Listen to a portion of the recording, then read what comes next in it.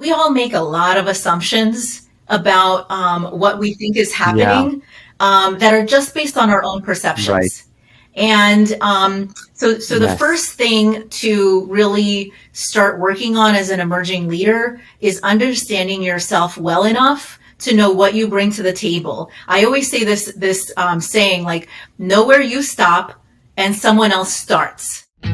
Welcome to 20-Minute Leaders. Just sit back, relax, and learn from the leaders of today. It's a journey. Each one is different, unique, inspiring. Let's get started. This episode is powered by J Ventures, a community-driven VC fund in Silicon Valley, in partnership with Lomitech, and sponsored by Homeward Ventures, Hippo Insurance, Upwest, Hillel at Stanford, Leap, and Birthright Excel, and in media partnership with CTech. Welcome to another episode of 20-Minute Leaders. Let's talk about psychology. Dr. Mira Brancu is a consulting psychologist, leadership coach, writer, and speaker. She leads Brancu Associates, a boutique consulting firm that aims to help leaders lead teams and navigate large, complex organizations, and helps organizations make it easier to navigate. She has a special passion for helping women gain the influence, power, leadership, and resiliency skills needed in today's diverse, complex, and ever-changing workplace. She has written about this in her new book, Millennials Guide to Workplace Politics. Dr. Brancu is also an associate professor at Duke University and associate editor of the Consulting Psychology Journal, and has a Psychology Today blog focused on women's leadership.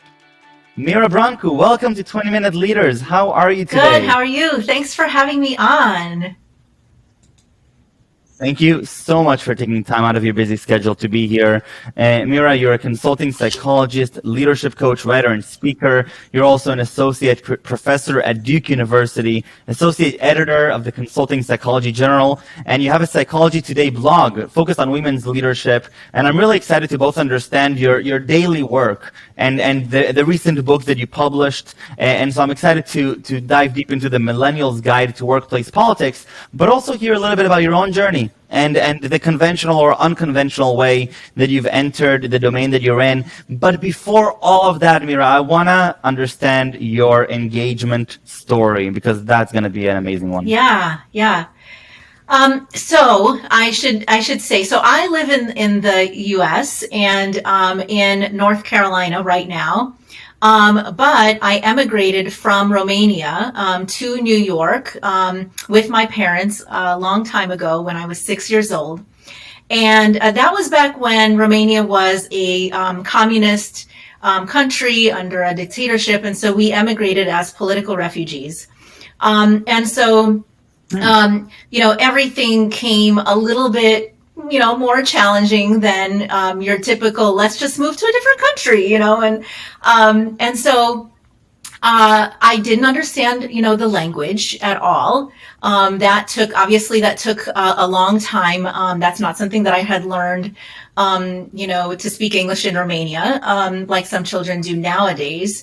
And so, as a result, I think this started really early, my interest and fascination with psychology and how people work, because of the fact that I couldn't speak with people in your normal traditional way using the language. I would just, really observe, how did people talk with each other? How did they navigate working together, who was popular, which is another way to say who had power and influence, right? How did they get to that position in that place?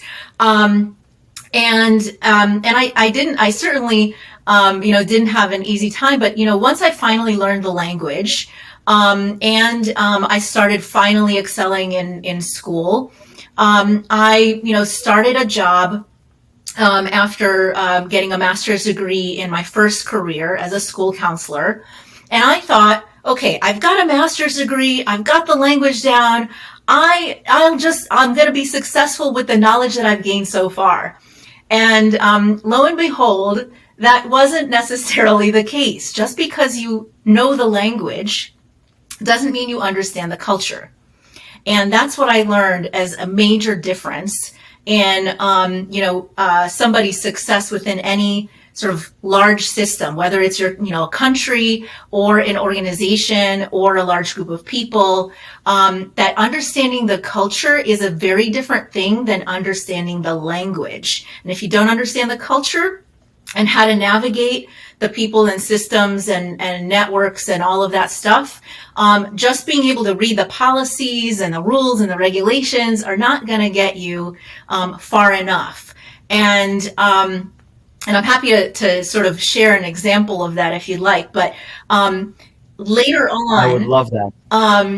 I started a new career as a psychologist, and that was for the Department of Veterans Affairs. And in that case, I had a really great mentor who really helped me understand those things. And the difference was night and day in terms of my career success.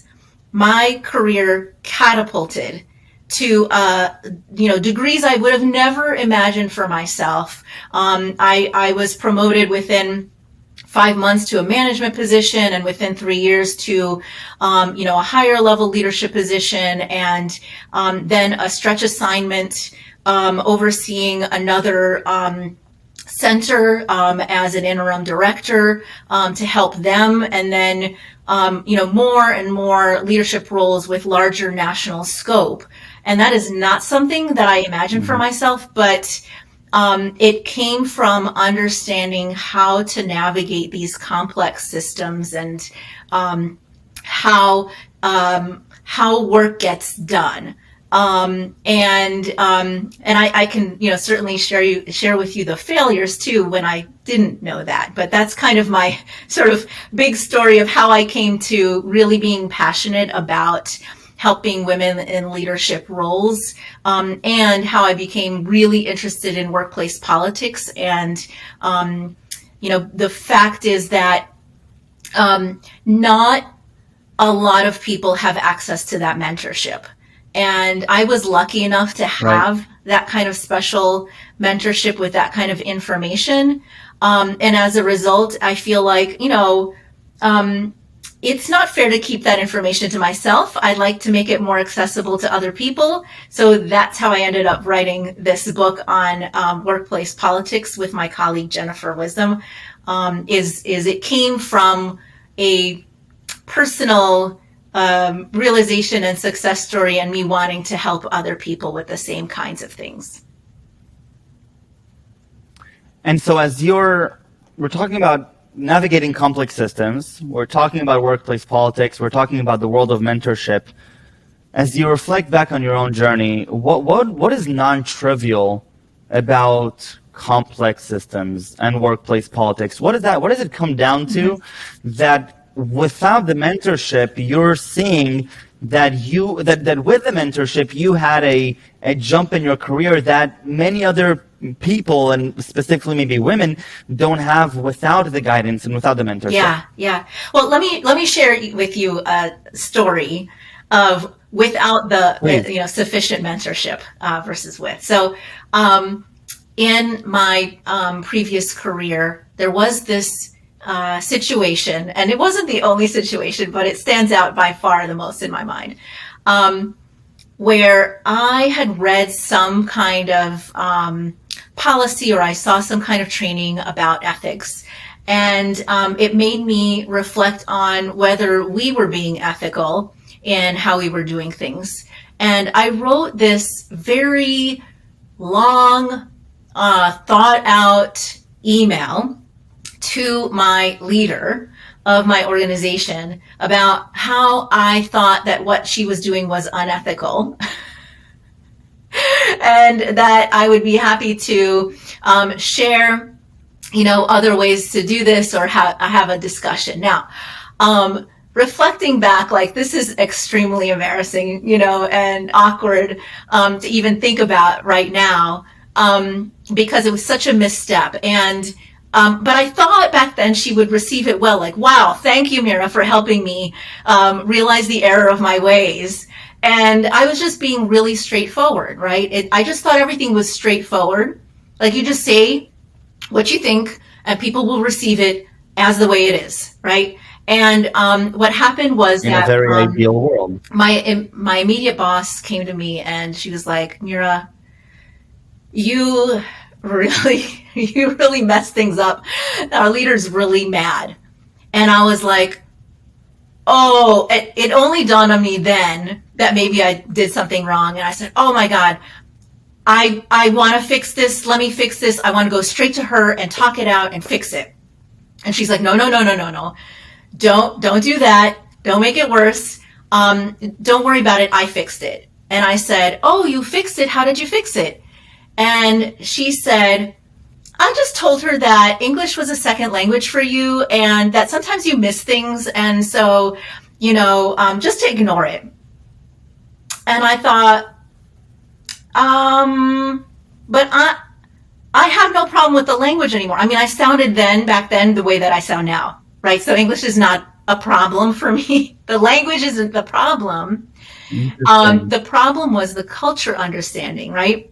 But she didn't make it that way. So I felt like now this big, fat, clueless label was just smacked onto my head. I just had to walk around. Hi, everyone. I'm totally clueless. I'm sorry. Just ignore everything I say because I don't know what I'm talking about and I miss a lot of things, right? Like that's how I felt. That's how I felt. And I thought, you know what? Clearly there's a lot of complexity to this that I didn't realize about navigating, people who have power and influence, and that, me, my, little old self without any special positions of power shouldn't just be like, calling people out like that without understanding. Like, I didn't understand all of the nuances in the decision-making process. I hadn't been sitting in on any meetings to hear like why decisions were being made. I just made like assumptions, right? So a lot of what I learned later on was how do you first, have access to understanding your leaders and the way they think and what is influencing them and what is impacting them, and the burdens of the sort of choices, hard choices they have to make, and how do you sort of get to the point where you can sit in on those decision-making bodies so that you can have an influence without being completely like outside of it, isolated, without being able to sort of converse back and forth with the people who are involved. So that's like one aspect of, what I learned over time. The other is, understanding that there are many people who have influence in the organization and could make great impact, but they might not be in the positions you think they're in. And that could really help you. And instead of putting them in a position where they have to defend the bad choices that you make, maybe you can get to know them and grow your network and, work with them, and they get to know who you are and your strengths, and what you bring. And so that you can sort of grow your influence informally that way. So those are just a couple of things that I learned through those experiences. And as you're navigating those experiences to today, and you're channeling those experiences to the work that you're doing today, where is the magic, or where do the main aha moments come to as you're working either with rising leaders or with the readers of your work? What are those key moments that would be relevant for the masses? Yeah. So the first thing that comes up often is we all make a lot of assumptions about what we think is happening that are just based on our own perceptions. Right. And so the first thing to really start working on as an emerging leader is understanding yourself well enough to know what you bring to the table. I always say this saying, like, know where you stop and someone else starts. So basically, know what you're bringing to the table, all your baggage. We all have baggage. We all have our biases. But know what they are, because you're in a position of greater strength when you know how to stop yourself from escalating a problem and making it worse. And then also being able to understand where someone else is coming from. And I would say 80% of the problems happen because you're making assumptions from your own lens, your own perspective, and being able to take a step back from that. And the way that you do that is you can do it through assessments. You can do it through coaching, like what I offer. You could do it through therapy. You could do it through mentorship and supervision, training, education. There's a lot of ways you can do it to gain that awareness, that self, leader as self. And the more you do it, the better you get at it. So I don't think like this is like a one-stop, one shot deal, but really like our own personal development and understanding who we are makes us better leaders, makes us better as people who can manage politics. Because frankly, politics, in my opinion, is a combination of three things. One is very strong emotional intelligence. So that's all of that self-awareness and how you work with other people. Number two is understanding systems. So where you are in the context of all of the things circling around you and understanding all those things that are circling around you. And number three, understanding how to drive results. And if you could understand those three things, then you can be much more effective.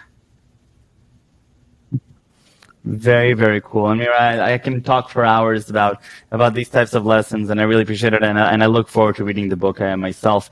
I want to hear the story of how you proposed to your husband.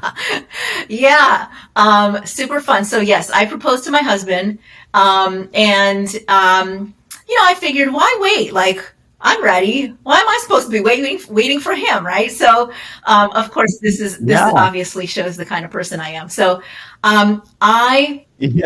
we had some friends over for New Year's Eve in 1999.